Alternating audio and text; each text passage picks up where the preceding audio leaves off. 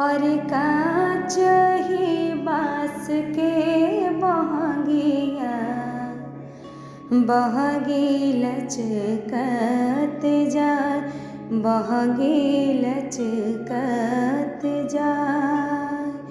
गोड़ लगा तनी माई। अरे खुश रहा बेटा। आ गईला बिन बतैले आ गईला बाबू। आएंगे नहीं, हमने फोन किया है तब आए। तुमको क्या, तुमको कोई चिंता है? अच्छा ठीक है बा बेटा, आ गईला तो ठीक है कइला। आज छठ पूजा है। ए जी, आप बोले थे टीवी लाएंगे, कूलर लाएंगे, फ्रिज लाएंगे, कब लाइएगा ये सब? अरे तू काहे टेंशन लेता रो, चला ना आज ले आवल जाई। ए बेटा मुन्नी लाल, आज खरना बा बेटा, जा तनी बाजारे से पूजा के सामान ले आवा त साँझे के प्रसादी बनावल जाई। ए जी, ये सब पूजा पूजा के चक्कर में मत पड़िएगा, इसमें 10,000 से ऊपर खर्चा है। इतना में एगो फ्रिज आ जाएगा, समझे? अरे का माई तू और छठ पूजा के चक्कर में पड़ल रहेलू, इतना दिन से करत रहू, कुछो मिलल तारा के बतावा त। ए बेटा छठी माई के बारे में ऐसा मत बोलना बाबू, जितना घर दुआर कुछ बनल बा ना, कुछ छठी माई के तो कृपा बा। का छठी माई के कृपा बा? सब अपन मेहनत से कोई माई, मेहनत से कमा के, बुझलू? जे तोरा लगे 5 कट्ठा खेत रहे, ओहू बेच के अपन बेटी के बियाह कइले 5 लाख दे के। तू हमरा लगे कथी छोड़ले है बताओ? जे हम बनेनी हम अपना मेहनत से बनेनी हम। जा, हमरा लगे कोनो टाइम नहीं खे तोरा पूजा करे खातिर।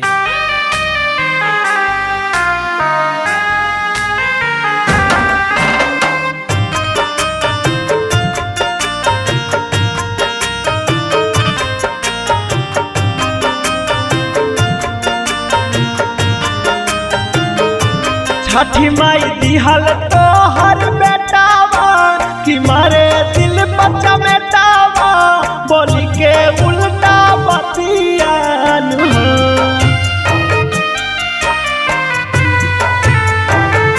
छठी माई दिहल तो हर बेटावा कि मारे दिल बच्चा बेटावा बोली के उल्टा बतियान हो। कि कब नहीं मिलल हमारा बेटा बाके सुखावा से निमन रहे बेटियान हो। कि छठी माई मिलल नहीं बेटा बाके सुखावा से निमन रहे बेटियान हो।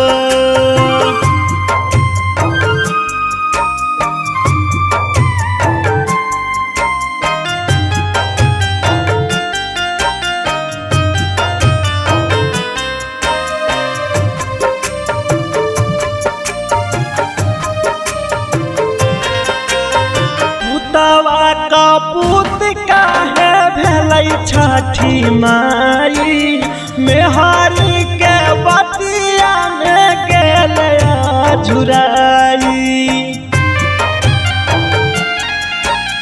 पुतवा का पूत काहे भेलै छठी माई मेहारी के बतिया में गेल झुराई। जब लगी रहली मोरी धियाबा जुड़ले रहे जियाबा न रहले विपतियान।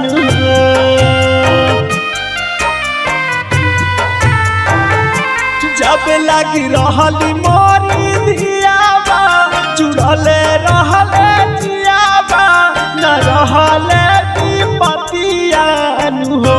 कि कब नहीं मिलल हमारा बेटा बाके सुखावा से निमन रहे बेटियान हो। छठी माई मिलल नहीं बेटा बाके सुखावा से निमन रहे बेटियान हो।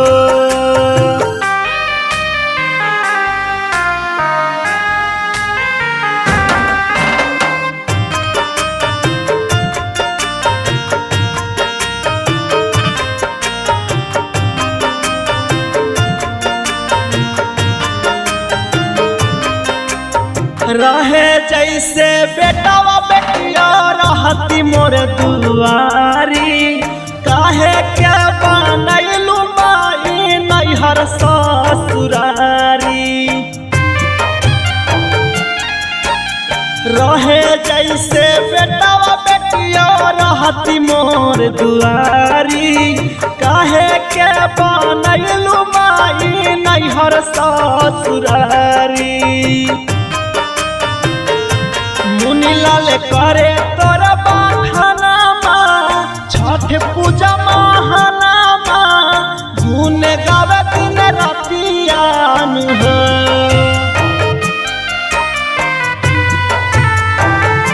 मुनीलाल करे तोर बखानामा छठ पूजा महानामा गुन गावे दिन रातियान हो तब नहीं मिलल हमारा बेटा बाके सुखावा से निमन रहे बेटियान हो दीनानाथ मिलल नहीं बेटा बाके सुखावा से निमन रहे बेटियान हो।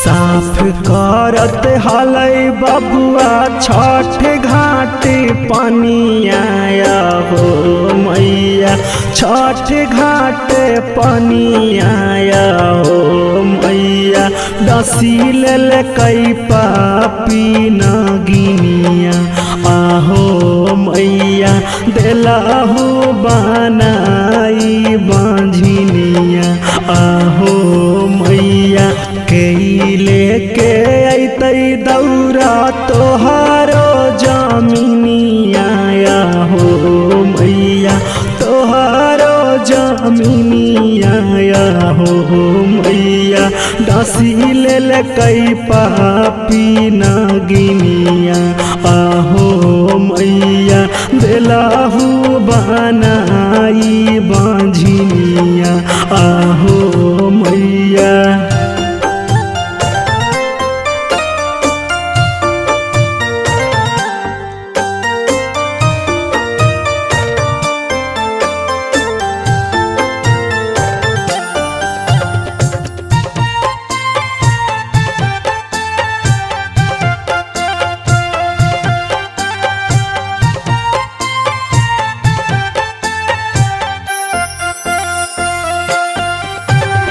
सजाला सजावल रही गेलो मोर दौरावा हो मैया रही गेलो दौरावा हो मैया बुती गेलो सुपके दियनिया आहो मैया डसी लेल कई पापी नगिनिया आहो मैया हिलो है ना डोलो है ना करे सुना बुनिया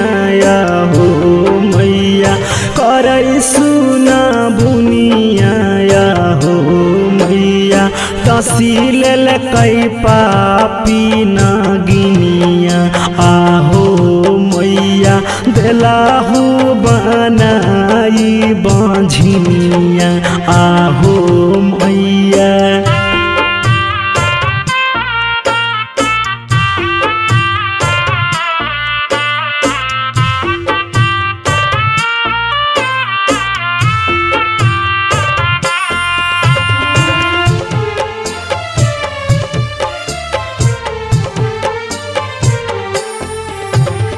करहो चमत्कार नाता हंसत पूरा दुनिया हो मैया हंसत पूरा दुनिया हो मैया।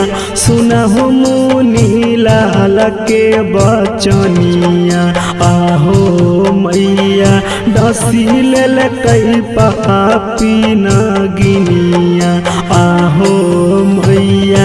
रे सूरज देवा फेरहू बबुआ पाकिरनिया हो मैया बबुआ पाकिरनिया हो मैया। डसील कई पापी नागिनिया आहो मैया दिलाहू बनाई बांझिनिया आहो मैया।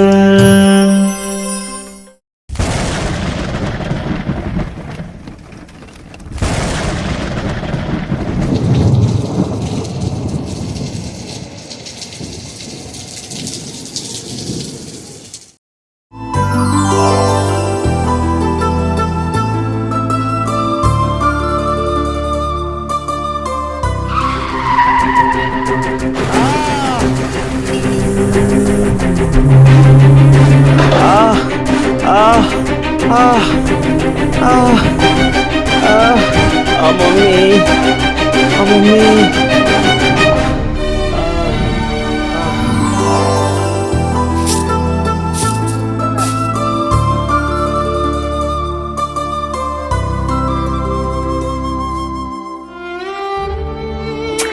हे भगवान ये कैसे हुआ जी, क्या हुआ?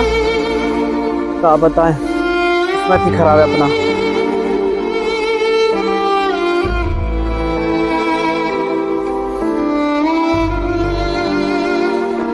जी हाँ डॉक्टर साहब बोले हैं कि आपको बहुत ज्यादा तबीयत खराब, बहुत ही पैसा लगेगा। हम क्या करें, जो होगा देखा जाएगा।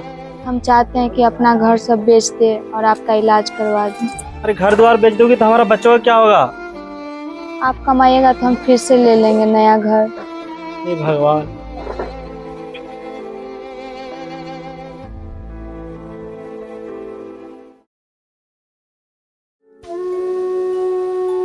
सुनिए ना जी, सब राशन पानी खत्म हो गया और बड़की माँ भी राशन पानी देने से मना कर दिया। हमको ही कुछ करना पड़ेगा। आपका बहुत ज्यादा तबीयत खराब, कहाँ जाएंगे? तो बच्चों के लिए कुछ देखना पड़ेगा ना।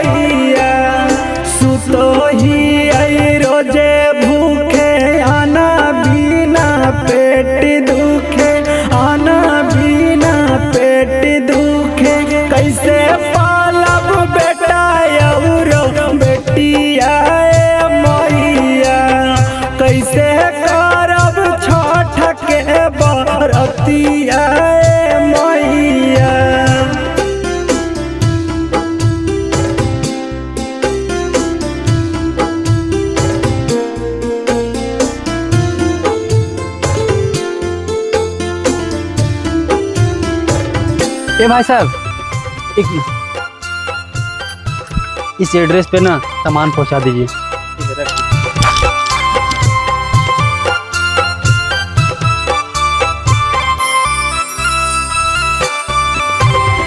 सुखावा में सब केहू, दुखावा में केहू नहीं, दुखावा में केहू नहीं, केहू नहीं करे इज्जतिया मैया।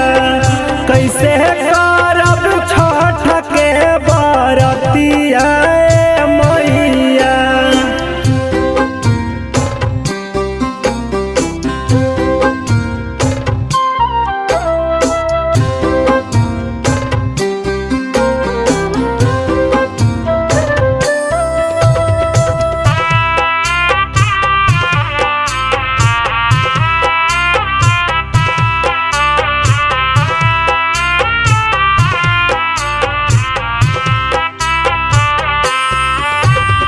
पूछे नहीं आवे कौनो पर परिवारवा हो, पर परिवारवा हो। हंसे लागी टोला टाटी गोतिया मैया। कैसे करब छठ के बरतिया मैया।